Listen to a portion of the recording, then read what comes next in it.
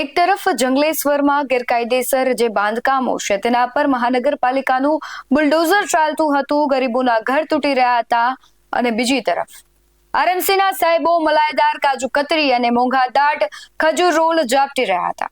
આ કોઈ મજાક નથી, પણ ડિમોલેશનના નામે જનતાના ટેક્સના ₹27,20,20,000 નું આંધણ કરી નાખવાનું શરમજનક કારસો સામે આવ્યું છે. નમસ્કાર, ગુજરાત BS9 ન્યૂઝમાં આપની સાથે હું છું ભગવતી વિસાવડિયા. ચૂંટણી પહેલાના પૂર્વ અધિકારીઓની જે ટીમો હતી, ડિમોલેશન સમયે ખાણીપીણીનું જે બિલ મૂક્યું છે એ આંકડા સાંભળીને સામાન્ય કરદાતા ચક્કર ખાઈ જશે. તમે જરા સાંભળો, કારણ કે આરએમસીના અધિકારીઓનો આ શાહી ખોરાક છે. ₹231 ની એક નંગ કાજુ કતરી. જી હા, બિલમાં એક નંગ કાજુ કતરીનો જે ભાવ છે ₹231 લગાડવામાં આવ્યો છે. કાજુ કતરી, સમોસા, ખજૂર રોલ અને ખમણની માત્ર 150 નંગ પ્લેટનું બિલ ₹34,650 મુકાયું છે. ડિમોલેશનના થોડા દિવસોમાં અધિકારીઓ આરાધના ટી સ્ટોલની 6,30,946 ની તો માત્ર ચા, કોફી અને બિસ્કિટ જ ઝાપટી ગયા છે.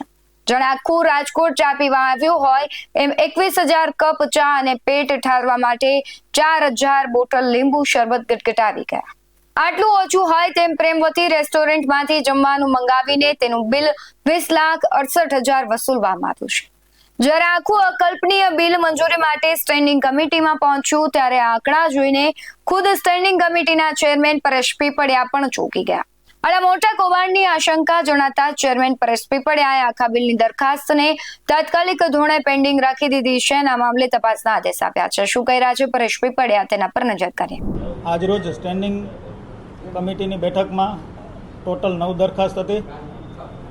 તેમાંથી એક ગ્રીન અર્બન પોલિસીવાળી નામંજૂર કરવામાં આવી છે અને ક્રમ નંબર 8 અને 9 એ બંને પેન્ડિંગ રાખવામાં આવી છે. પેન્ડિંગમાં એક આરોગ્યની હતી, જે ડ્રોન દ્વારા મચ્છરોનો ઉપદ્રવ અટકાવવા માટેની કામગીરી હતી, એમને વધુ અભ્યાસ માટે પેન્ડિંગ રાખવામાં આવી છે. અને એક જે જંગલેશ્વરનું ડિમોલેશન થયું તેમાં જે ખર્ચ થયો હતો નાસ્તા અને જમવાનો, તે હાલ પૂરતી પેન્ડિંગ રાખવામાં આવી છે. કારણ શું જે જંગલેશ્વરની દરખાસ્ત પેન્ડિંગ રાખી છે, કેટલો ખર્ચ હતો ને કેટલું પેન્ડિંગ? એમાં અંદાજિત ખર્ચ 27 લાખનો હતો. સંપૂર્ણપણે હાલ પૂરતી તે પેન્ડિંગ રાખવામાં આવી છે. પેન્ડિંગ રાખવાનું કારણ એ કે એમને જે કાજુ કતરી અને અંજીર, ખજૂર રોલને એનો જે ઉલ્લેખ કર્યો છે, આવી સંવેદનશીલ વાતાવરણની વચ્ચે જે તે અધિકારીઓને આવી મીઠાઈ નહીં ખાવાની શું જરૂર પડી, તેમના ખુલાસા માગવા માટે એ હાલ પૂરતી પેન્ડિંગ રાખવામાં આવી છે. ટીપી શાખાએ આરોગ્યને મોકલ્યું હતું અને આરોગ્ય દ્વારા અમને કમિશનરમાંથી આ દરખાસ્ત આવી હતી. 6,80,000 ની આરાધના ટીની ચા પણ છે. 21,000 કપ ચા પી ગયા છે, 4,000 બોટલ લીંબુ શરબત પી ગયા છે. હા, એ ડિટેલિંગ જોયું છે, એટલા માટે જ એમનો ખુલાસા માગવા માટે હાલ પૂરતી પેન્ડિંગ રાખવામાં આવી છે. કેટલા દિવસનું બિલ છે ટોટલ?